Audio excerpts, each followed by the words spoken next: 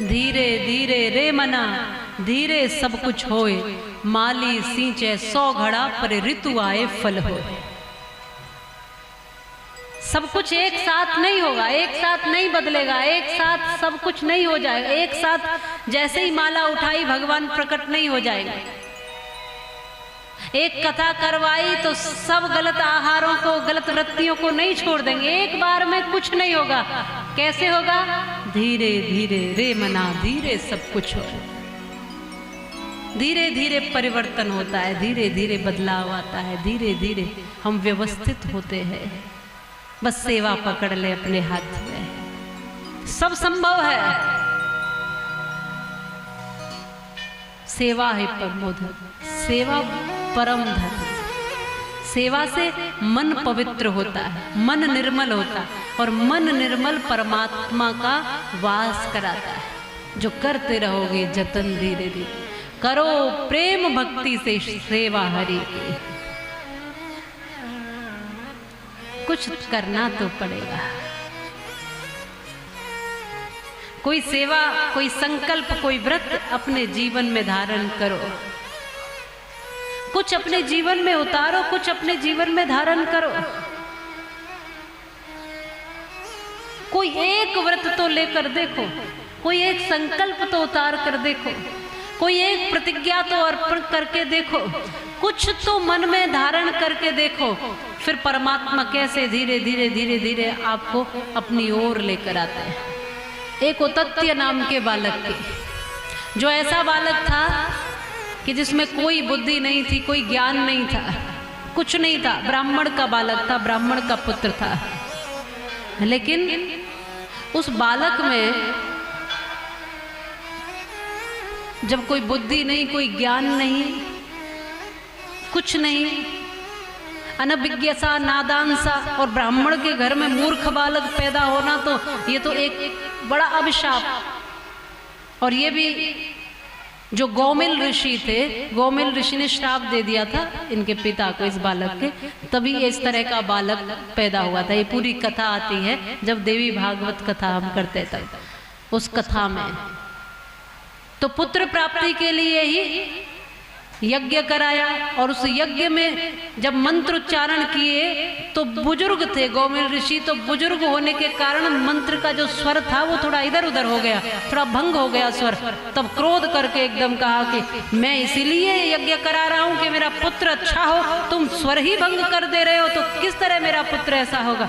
कहा कि मैं तो बुजुर्ग व्यक्ति हूँ, बहुत बूढ़ा हो गया हूँ, मेरा भाव में तो कमी नहीं है ना, मैं बुजुर्ग होने के कारण मेरे कंठ में थोड़ा कंपन हो गया, इस कारण से स्वर इधर उधर हो रहा है। क्योंकि वेद मंत्र जब उच्चारण करते हैं ब्राह्मण वेद पाठी, तब बड़ा ध्यान रखते हैं, एक एक चीज का ध्यान रखते हैं, स्वर इतना सा भी इधर से उधर ना हो। लेकिन अब स्वर इधर हो गया, तब उन्होंने एकदम क्रोध करके ब्राह्मण देवता को, एकदम ऋषि को, ये जो साधु थे, इनको बार बार क्रोध करके कुछ शब्द ऐसे कह दिए जो उनको बुरा लगा, और उन्होंने श्राप दे दिया कि तुम्हारे जिस पुत्र के लिए तुम इतना यज्ञ करा रहे हो और मेरा अपमान कर रहे हो, वो पुत्र मूर्ख पैदा होगा तुम्हारे घर।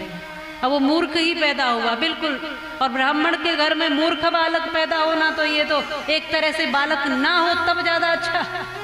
इस तरह का भाव जब इन्होंने देखा, ये कुछ भी कोशिश कर ली पर पढ़ने में नहीं, कुछ समझने में नहीं, कोई ज्ञान नहीं, कुछ नहीं, इसको घर से निकाल दिया पिता ने। कहा कि जाओ, तुम्हारे जैसे अज्ञानी मूर्ख, बिल्कुल जिससे हमारे भी समाज में हमारा भी नाम खराब हो रहा है, देखो इसका बालक कैसा है, तुम जाओ जहाँ रहना चाहो। तो इसको निकाल दिया।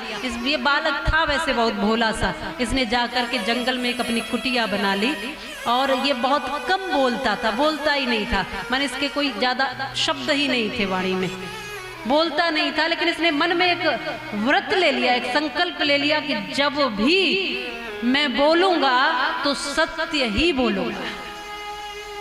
एक व्रत ले लिया कि जब भी बोलूंगा सत्य बोलूंगा, चाहे कोई भी अवस्था और स्थिति हो।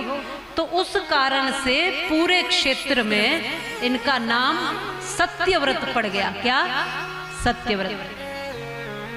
सत्य का व्रत इन्होंने लिया ना, सत्य बोलने का, तो सबने सत्यव्रत इनको स्वीकार किया। सत्यव्रत है ये। ये बहुत सत्यवादी हैं, ये सत्य ही बोलते हैं, बहुत कम कभी कभार बोलते थे लेकिन सत्य बोलते थे। एक संकल्प लिया था बस सत्य बोलने का। एक दिन ये हुआ कि इनकी कुटिया के सामने से एक सुअर बाण से विदा हुआ इनकी कुटिया के आगे होते हुए और फिर वहां से निकलकर पीछे झाड़ियों में चला गया। शिकारी पीछे पीछे भाग कर आ रहा था। शिकारी ने एकदम पूछ लिया, महात्मा मैं जानता हूँ आप सत्यव्रती हो, आप जानता हूँ कि सत्य बोलते इसलिए पूछ रहा हूँ, यहाँ से मेरा शिकार गया है क्या? एक सुअर को देखा है क्या? बाण विदा हुआ था, मैंने ही तीर मारा था उसमें, वो यहाँ से जाते हुए देखा क्या? अब वो सत्य बोलते हैं, कभी झूठ बोलते नहीं।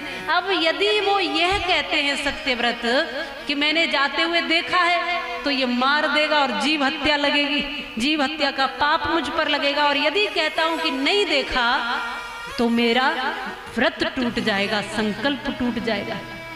कैसी समस्या, सिचुएशन कैसी थी, स्थिति कैसी थी? यदि कहते हैं कि देखा है तो एक जीव मारा जाएगा मेरे कारण, यदि कहते हैं नहीं देखा तो मेरा संकल्प टूट जाएगा जो मैंने धारण किया है कि मैं सत्य बोलूंगा। अब क्या करें?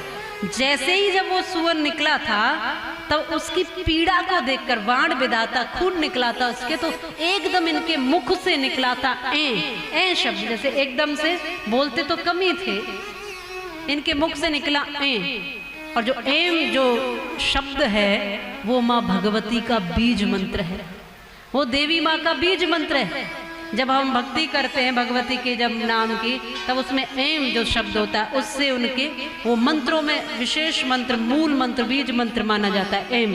तो इनके मुख से अनायास, ध्यान में नहीं, अनायास उसकी पीड़ा देखकर निकल गया ए करते हुए ये पीछे हुए। बस मात्र इतने नाम से माँ भगवती की कृपा हुई और इनको ऐसी बुद्धि मिली, इन्होंने इतना सुंदर उस जवाब, उस शिकारी को जवाब दिया, इतना सुंदर जवाब दिया। शिकारी से कहा, जिन आंखों ने देखा है वो आंखें बोल नहीं सकती। इतना सटीक उत्तर शायद पहले किसी ने इतिहास में दिया। इतनी विपरीत परिस्थिति जिससे ना तो जीव हत्या का पाप लगे और ना ही उनका व्रत टूटे। सत्यव्रत ने कहा, अरे शिकारी, जिन आंखों ने देखा है वो बोल नहीं सकती और जो वाणी बोल सकती है उसने देखा नहीं है, इसलिए मुझसे क्या पूछते हो, तुम खुद ही देख लो। तुमने पूछा कि यहाँ से शिकार जाते हुए देखा क्या, तो जिन आंखों ने देखा उसके पास वाणी नहीं है बोलने की, वो कैसे बताए कि देखा है? और जो वाणी बता सकती है उसने देखा नहीं है। इतना सुंदर सटीक उत्तर दिया।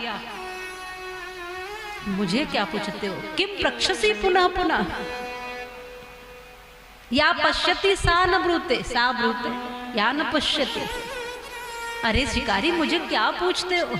जिसने देखा है उसके पास वाणी नहीं, जिसके पास वाणी है उसने देखा नहीं, इसलिए अपने आप देखो, मुझे ना पूछो। उनका व्रत भी रह गया। इतनी बुद्धि कहां से आ गई? ये तो मूर्खता किससे आ गई? मात्र एक बार वो बीज मंत्र गलती से निकल गया माँ भगवती का। इतनी कृपा करुणा परमात्मा की इन दिव्य शक्तियों की होती है, इन मंत्रों की होती है, इन बीज मंत्रों की होती है। एक व्रत धारण करने में इतनी शक्ति होती है। एक ही व्रत लिया था कि सत्य बोलूंगा, जीवन में कोई अच्छा संकल्प लेकर तो देखो, परमात्मा स्वयं उसको पूरा करते हैं, ये मेरा विश्वास है, स्वयं पूरा करते हैं।